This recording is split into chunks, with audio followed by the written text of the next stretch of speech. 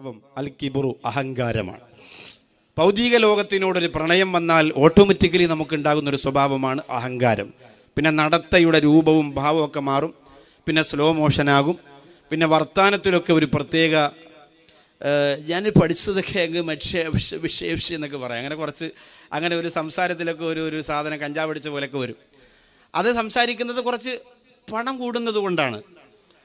പിന്നെ ഈ ബാഗിനകത്ത് കുറേ സാധനം ഉണ്ടാവും. ബാഗിനകത്ത് മറ്റേ മുഖത്ത് പുരട്ടുന്നത്, ചുണ്ട് പുരട്ടുന്നത്, ഈ പ്രിയപ്പെട്ട വാത് കേൾക്കാൻ വന്ന താത്തമാരെ ബാഗ് വരെ ചിലപ്പോൾ ഉണ്ടാവും. എന്തുകൊണ്ടാണെന്നറിയോ? പണത്തിൻ്റെ അഹങ്കാരമാണ്.